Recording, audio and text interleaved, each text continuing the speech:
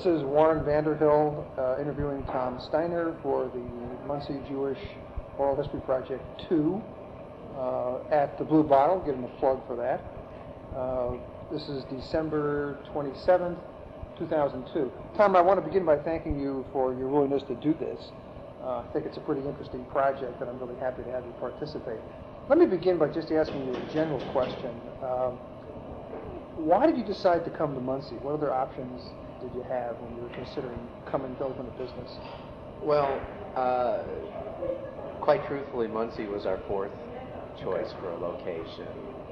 We looked at Marion, Indiana first because my parents lived there. Okay. And part of our starting our own business and moving to Indiana was we wanted to be closer to my parents where family is. Right. Muncie, or Marion was, again, our first choice, but they really couldn't support the coffee shop. It would have been a much longer, harder struggle to be a success. We looked at Lafayette. At the time, they were opening their fifth and sixth coffee shop in their village area. We briefly entertained Indianapolis. Though we were coming from a big city, we didn't want to go. You were in Chicago before? We were in Chicago. Okay. Yes. What were you doing in Chicago before you came here? I was a technical writer, trainer for computer programs. We worked for a Fortune 500 company with proprietary software. My wife was a corporate librarian. She had been with the company for over 15 years. And I started working there. I was there for almost 5 years. Couldn't sit behind a desk for more than 2 hours at a time. And one day we were just totally doing something non-coffee shop opening related, and Muncie popped into my mind from when I was in high school in Marion and coming down to Ball State for their journalism days and things like that. And we immediately jumped on the internet. We looked at Muncie. We found the Chamber of Commerce. My wife found the mall and said we could move here. And the more we looked into it, the more it seemed viable. And the more we came down here to visit and see the village and see downtown and see the neighborhoods, the more we began to realize that this was a place where we could not only open a business, but a place where we could live and be a part of the community. Okay. What did you think of the community when you first came here? I know you touched on that a little bit. And even though you haven't been here a long period of time, have your views of the community, and I'm talking now about the general Muncie community, changed at all since you've been here? I don't know if it's changed or it's just gotten broader. Everybody that we've come in contact with has been just very nice and open, sincere, very welcoming of us being outsiders. Muncie is a very close-knit community. Somewhere along the line, everybody knows somebody else. Right. Who, It's Middletown. somebody else. Yeah. I mean, just here in the coffee shop, I've seen people come in at different times of the day, and then when they come in together, you find out they know each other. Yeah, I never would have guessed. Well, it's not like, I mean, since I'm from New York and you're from Chicago, it's not like that. No. We have two regulars, one who used to come in the morning and one who came in the afternoon. And it turns out that they went to grammar school and high school together, and neither one of them knew the other was a regular here. But that's really not unusual. One of the things that the Lynds found when they studied Muncie in the Middletown studies back in the 20s and 30s is the enduring kinship lines that you have in Muncie. And when Ted Kaplow came back to restudy Muncie in the Middletown 3 projects, he found the same thing. There's an amazing amount of kinship lines, of people whose ties remain pretty firm here. One of the interesting things about the kinship line is that it crosses social economic classes. Yeah. You know, where one person went off to work in the factories, another went off and got the college education and right. has the law degree or whatever. They still have that kinship, and that, to me, it's just incredible. I think that's definitely true. How would you describe your life as a member of a Jewish community, and it might be several Jewish communities, before you came to Muncie? Well,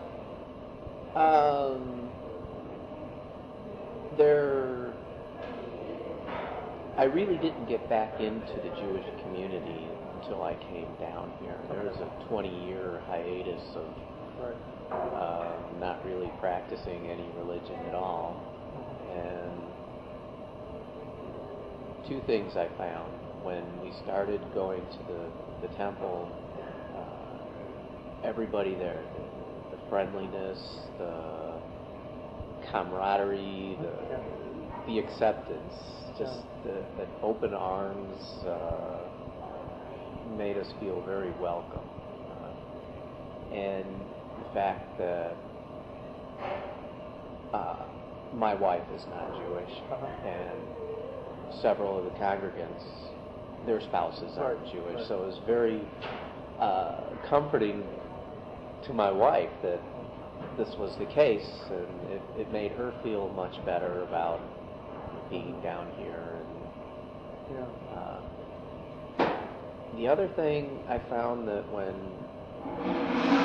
non-Jews found out I was Jewish, it was almost a celebrity status.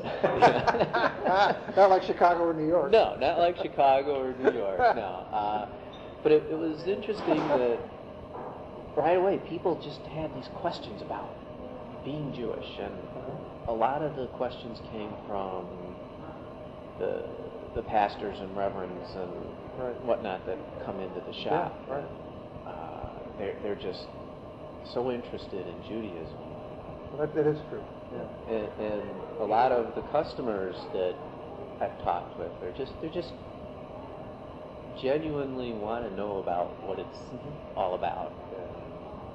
I think that's much truer of today and the generation represented by people like you than it was, say, 25 years ago, when we interviewed people who I would describe as of the generation of Marty Schwartz. Yeah. When I was growing up in Chicago, there were instances and things where it was not very, I don't want to say very good to be open about being Jewish, but if you said you were Jewish or people found out you were Jewish, there was some stigma, some anti-Semitism. That's a question I'm going to ask you later, so okay. Save that. All right. What part does being a member of the Temple Bethel congregation play in your life? It plays a very big part in my life. For one, I have a 4-year-old child that we're raising as a Jew, and for me it was a total reconnection to my religion that I hadn't had for 20 years, and it's part of a community that I can belong to and work with and be with, and it's not just a place to go to pray and have services and go through the motions of being religious. It's a living thing for me. When my wife and I moved down here and said, okay, let's go check out the temple, we had no idea about the Middletown studies. We had no idea who was there, and we picked a Friday to go, and we pulled in, parked, and we walked in the doors, and there was just this warmth that came over both of us. And there was nobody around. They were all up in the sanctuary, and we just both looked at each other. Did you feel that? And it was just, I felt reconnected.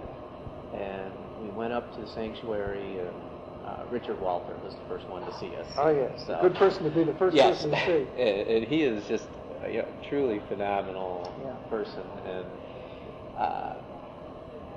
everybody just stopped what they were doing and came up to us.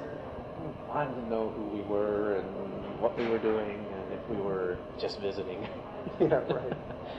So it was an instant belonging, and it's the type of congregation where you want to do things. You don't just belong. You don't just pay your dues. You don't just show up.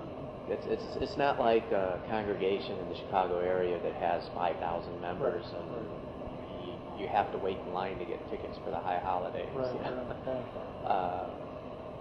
And there's always room there, and it's just an incredible experience. So this may be a question I've already answered, but my next question would be, how important is being a member of this being part of this congregation to you? I think it's very important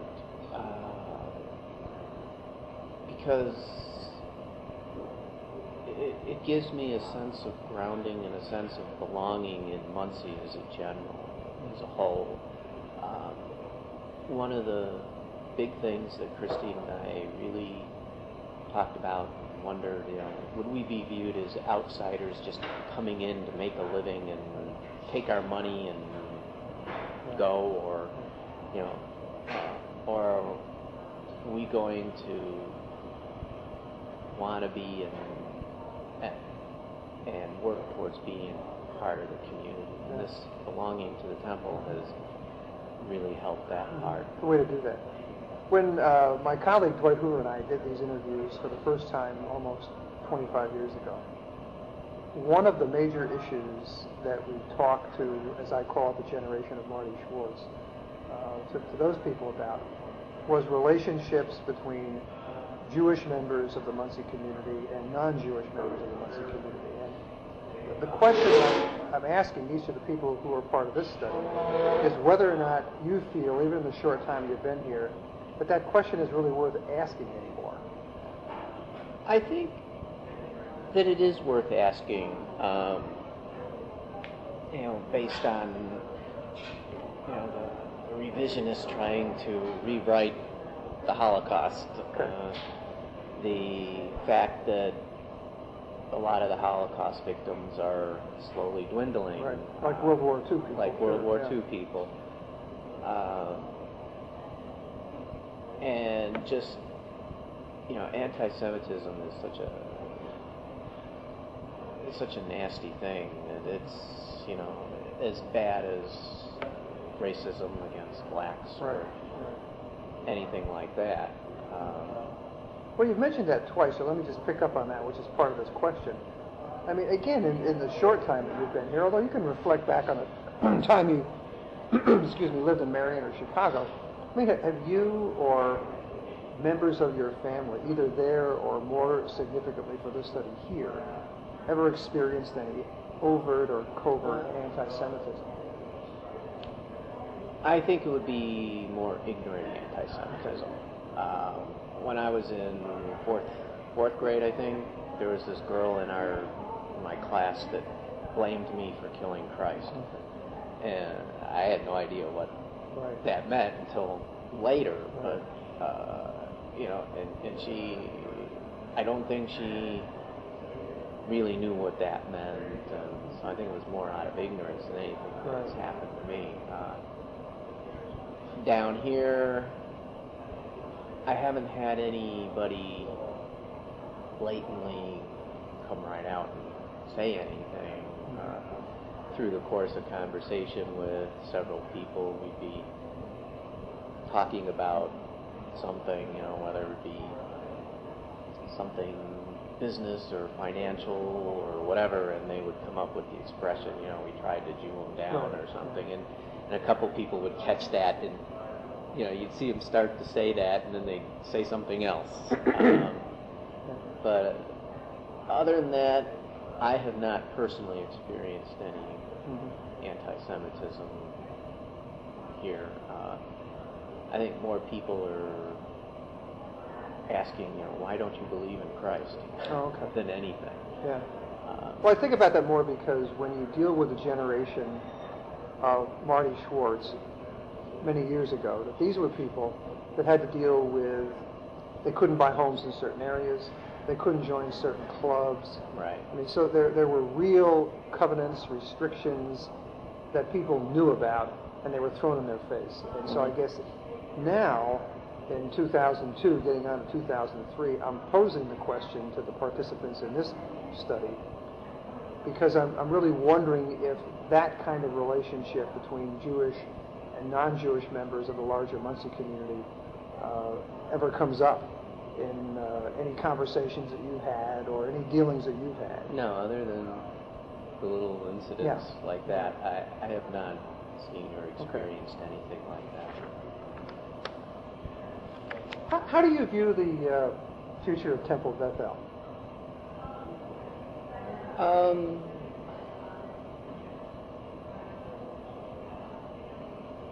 I think sometimes I really worry about it because there's not a large influx of Jewish people, Jewish families to carry it on and keep it going. And other times I think, well, that's where faith comes in, where if we have faith and we work at it, that we'll survive. It's a beautiful building with a beautiful heritage and history, and I personally would hate to see it close or become something else. I think it would be a big loss to the community as a whole. Well, speaking of that, how important do you think that the addition to the old building is to the future of the congregation? I think it's very important. Being Jewish is not only attending religious service. Being Jewish is a cultural as well. It's sticking together. It's getting together. It's identifying with each other. It's celebrating. It's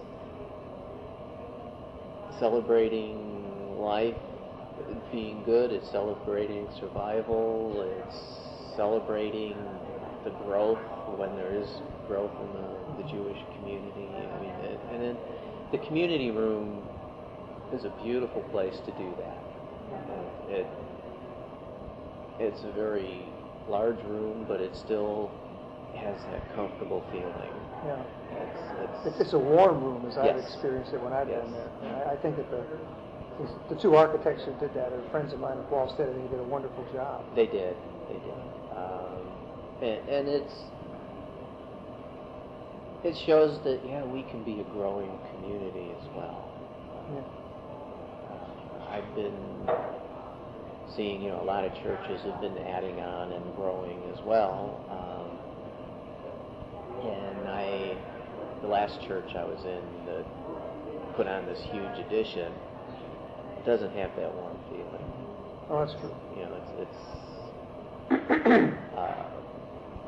very similar to this architecture with the open ceiling and the ductwork showing and cement floors and like the paintings of Charles Sheeler. Yeah, absolutely. Those great paintings of the Rouge factory and things like that. That's what it reminds me of. Yeah. It's warm. It's industrial but warm. Yes. And this is, in the community room, especially now that they've added the stained glass windows on the south side. My daughter loves to go there during the day with the sun, and she dances around all the colors that are on the carpet from the reflection. Yeah. And she loves it there. She feels so comfortable there. During the Friday services, she gets up and she'll wander onto the bima and she'll sing and she'll applaud and that's what spaces like that are for. Yeah, absolutely. I would agree. The whole congregation is just so happy when children show up. There's no problem or no disruption of the services or the meals or anything. They just love the kids. I'm smiling because in one of the interviews that I did, we got to this point in the conversation, and the person I was interviewing said, one of the best things that could happen to the congregation would be if there were more babies. Yeah. I thought that really touches on that. That's the future of a congregation. Absolutely, absolutely. This is a good time of the year, as we both know, to make wish lists. And the question I'd pose to you is, if you had your wish list for the future of Temple Bethel, what would be a few things that would be on the Tom Steiner wish list? Well, definitely more families of my age and younger with kids.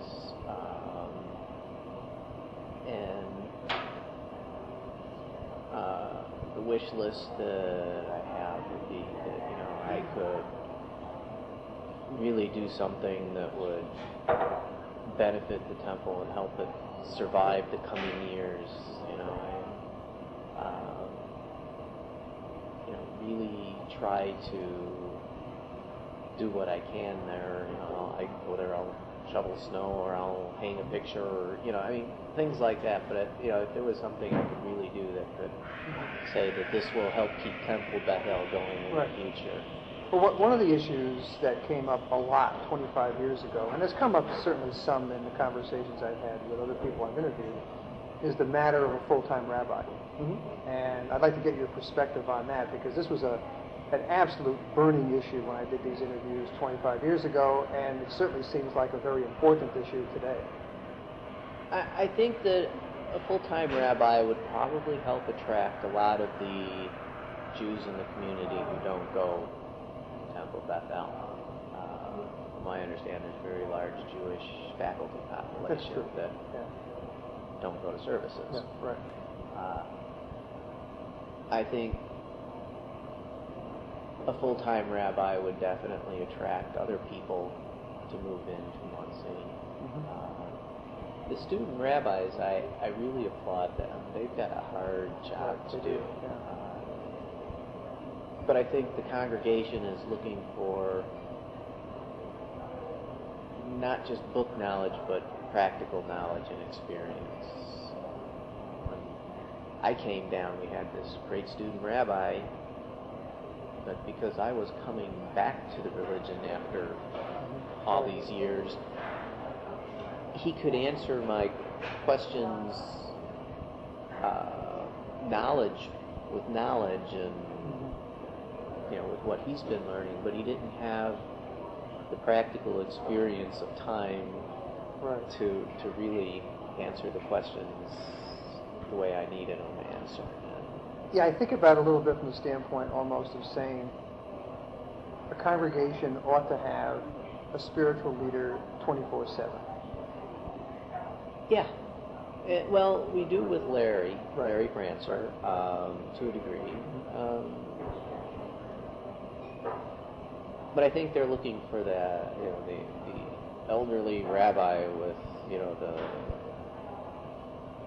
with the 30 years experience, that has experienced life in a congregation and has experienced more than one or two deaths during his tenure in a synagogue, or done hundreds of marriages or counseling, or it would be a definite plus to the congregation. Okay.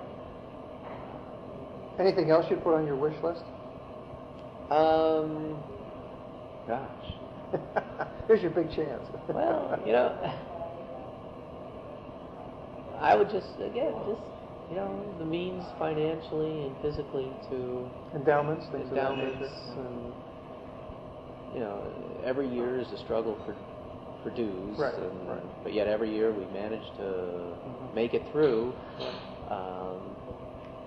But I think just the ease of not having to worry about the financial burden of the day-to-day operations of the temple, I think would really help a lot. I think the wish list would also include maybe a better understanding of the community of who we are and what we are. One of the things that always comes up in our board meetings, and Dave Cammons might have touched on it, is the more evangelical Christians who want to have interfaith services as long as they deal with Christ, and they don't really understand interfaith. And, that's why Dave, I think, is so interested in Torah study. Yes. Well, Dave is very much like me, coming back to it after so many years. With a very scholarly demeanor. I've known Dave a long time, and I'm really very, very interested in the amount of time and energy that he puts into Torah study. Yeah. My working hypothesis for this study, the second one that I've been involved with, is simply stated that if it were not for Ball State and Ball Memorial Hospital and the fact that they have brought so many people to the community over the last several years, that there might not be... Have him call back in about 20 minutes. So the working hypothesis is based on reflecting back 25 years, coming up to the present to this study. If it were not for the draw of Ball State University and Ball Memorial Hospital, that Temple Bethel might not exist. Since you're somebody who has really nothing to do with either Ball Memorial Hospital or Ball State University, and yet you came here to open a wonderful business, I just wonder how that hypothesis strikes you. Well, I think it could be fairly accurate, because I came down here looking at the demographics and saying I can draw from Ball State and Ball Memorial. Okay. If they weren't here, I don't know if I would have opened the store here. So that's interesting, because I was going to, just has nothing to do with this study, but I was going to just ask you the question, why you decided to open this kind of business here, and all of a sudden, as you were reflecting on that, it occurred to me that, I mean, if you didn't have the population represented by the university... See, if you look at the population, I mean, without Ball State, there's 80,000 people living in Muncie. Right. And when we first came down and started looking, I fell in love with the downtown area. The old buildings and the size of them, and wonderful area. I was here when it was a real downtown, so I know what you're talking about. If Ball State wasn't around, I probably still would look at the downtown area. It has its advantages. It's starting to grow, starting to come back. Keyword starting, though. Yeah. But it would be a ground floor thing, and but the big attraction was 20,000 Ball State students, 35 or 3,700 Ball Memorial faculty, staff, doctors. So there was a big decision to open up in the village. And so if neither of those were around, I think Muncie would still be a consideration, but I don't think it would have been as viable of a consideration as Since you spent some time in Marion, I won't insult you when I say this, but in one of my American history classes, I once had a student tell me, in response to the question, what would Muncie be like if it didn't have the university and the hospital, and the student said Kokomo. So, I mean, I don't want to insult Kokomo. I'm sure there are lots of good things that go on there, but I think that the hospital and the university add a very, very special dimension. I think they do. I mean, they make Muncie a mecca for quite a few people, not just Jews and faculty and staff and whatnot.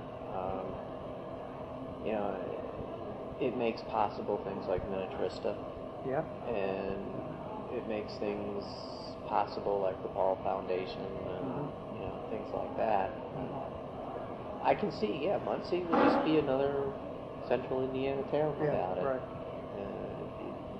And you still see where Muncie is just a central Indiana town when you're on the south side or on the far east side, where the university hasn't really stretched out that far to have any real effect on it. Well, I think about that a lot, especially in the context of Temple Bethel, because the people it's brought here are people from all over the United States, And when you speak of the kind of vibrance that you experience in that congregation, I think a lot of that has to do with the fact that the people who come here, drawn by the hospital and the university, are from New York and Chicago and the West Coast. Well, downstairs we have that map of the world. Right. Yeah. Where we have pins from all our customers. Sure. And it's phenomenal. I sit there and look at it for hours and just that these people have walked through my store in Muncie, Indiana. Yeah. No, I think that's absolutely true.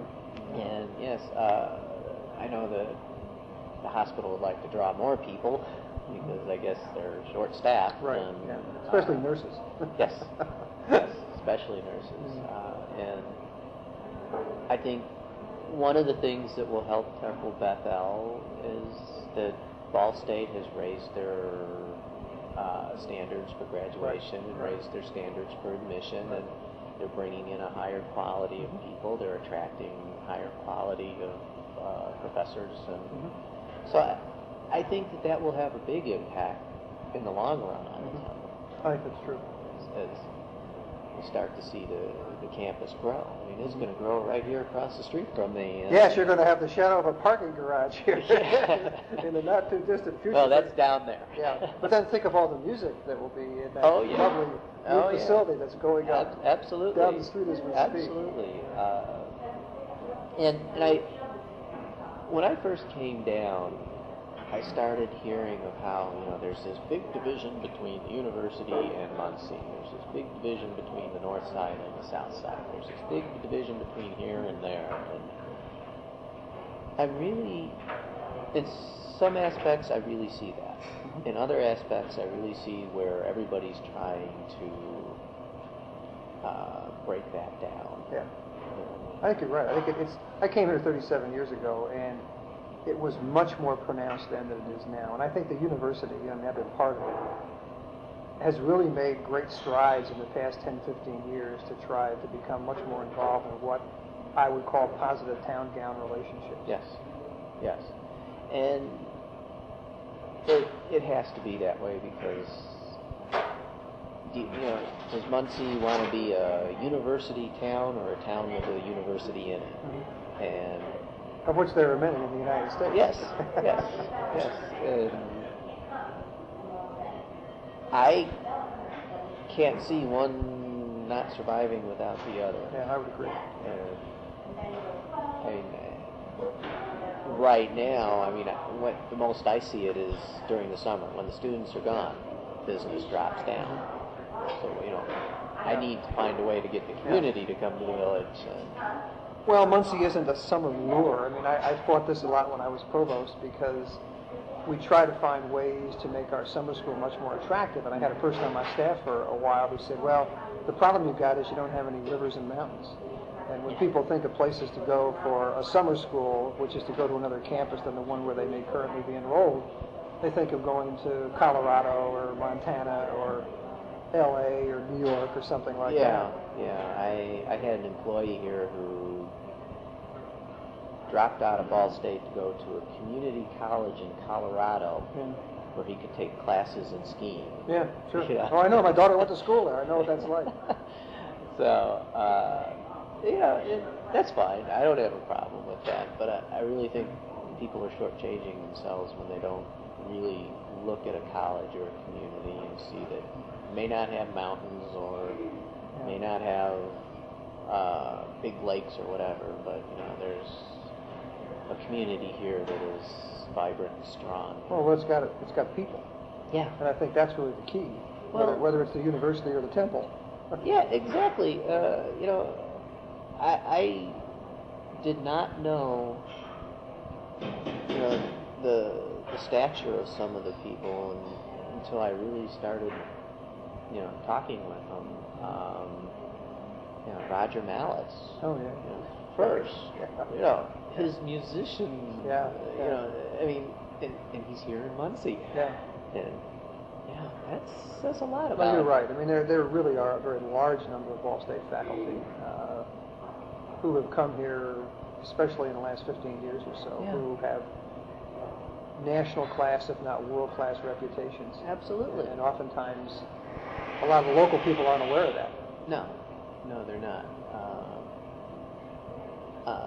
And, whose fault is that? Well, sometimes we don't do the best job of publicizing what we've got. I would Well, say that. I didn't, I don't mean like whose fault, Yeah. why, it's just, how did that fall through the cracks? Yeah. That's right. Say, like, why don't, one of the big questions is why don't a lot of the Jews and the faculty and staff of both the hospital and the university, why don't they come to Friday services? Why aren't they members of the temple? If half of them became members, we probably could afford a full-time rabbi. Yeah, I think that's probably true. I don't know. Well, it's certainly an issue that I know people in the congregation are exploring more now than they did several years ago, and hoping that they could work out something that may enable the temple to have a full-time rabbi in a not too distant future. Well, I think that's probably what they're thinking is a key, is a full-time rabbi. Yeah. I think that there's a lot to that in terms of the life of a congregation, and there's also a lot to it in terms of the symbolism. Yeah, and there's the possibility of not having a student rabbi.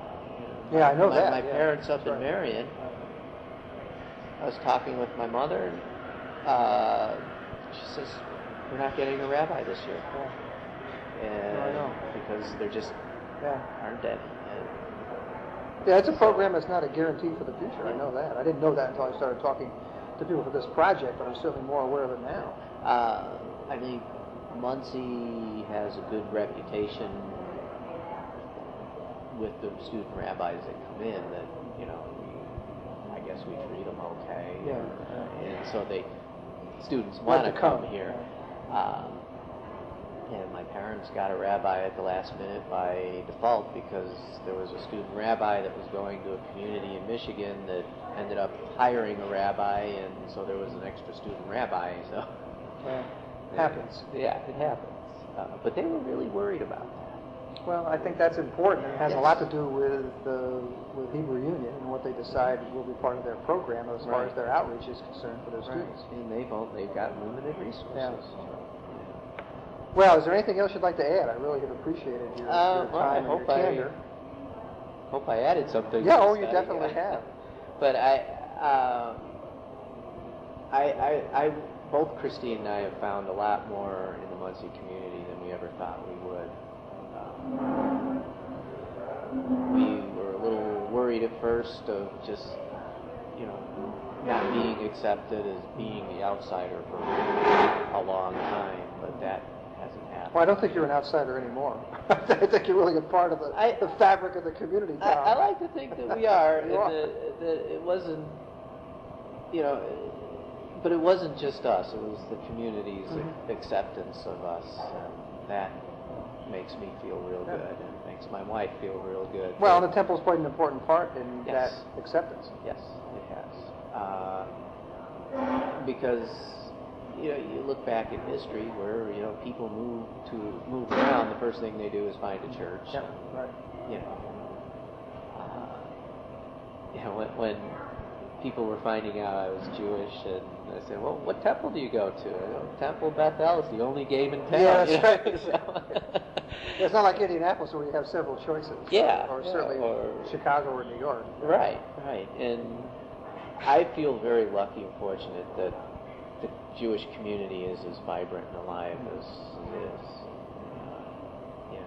And Ann Eliadis, who's the president now, she's phenomenal. Yeah. She's just, just a wonderful leader of the congregation. So. No, I would certainly agree. Well, thank you very much. You're welcome. Appreciate it. Any other questions? Let me know. Okay, thank you.